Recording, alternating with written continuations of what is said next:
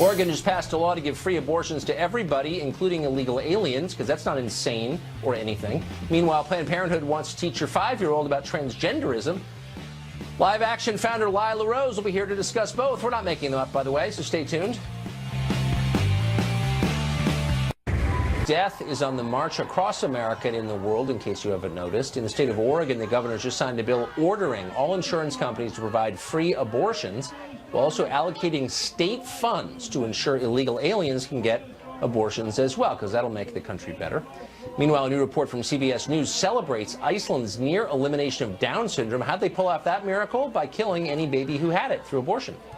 And a new Planned Parenthood pamphlet argues that children as young as 4 ought to be told that men can get abortions too because, quote, your genitals don't make you a boy or a girl. Lila Rose keeps track of this stuff for a living. She's the author and founder of Live Action, a pro-life group, and she joins us tonight.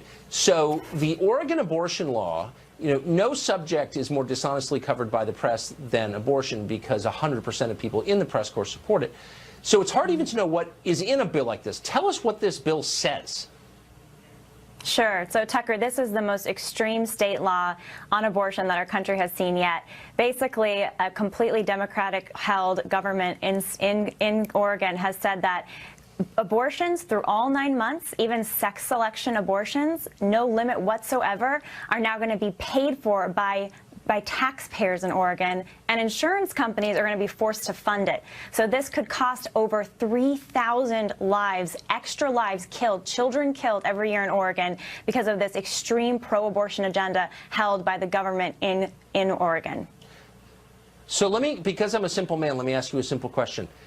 Sex selection abortions almost always reduce the number of daughters born. They're performed in order to get a son.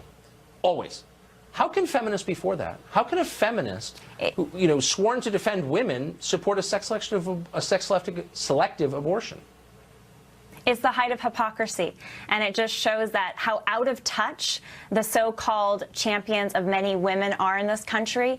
In reality, you have 100 million missing girls worldwide because of sex selection abortion. It's this search and destroy mission against girls in the womb, and Oregon is now funding it, forcing taxpayers and insurance companies to fund it, saying for whatever reason you can have an abortion through all 9 months, Tucker. Whether you're first trimester baby or you're a baby about to be born, you can be killed in Oregon. This is because our country has lost sight of what science and reason tells us, which is that life in the womb, a human life in the womb, has human rights just like you or I do.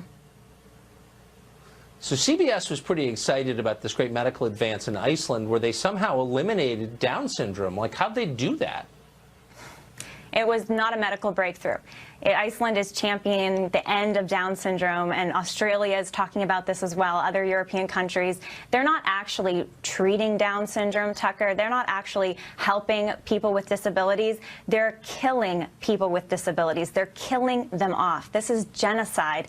And what message are we telling people with disabilities? What message does this send to those that have disabilities in our communities? It sends the message that we wish in Iceland or in Australia or even in the United States, Down syndrome children are targeted for abortion. It sends a message to them that your life doesn't matter, you're not valuable. It's exactly the wrong message to send.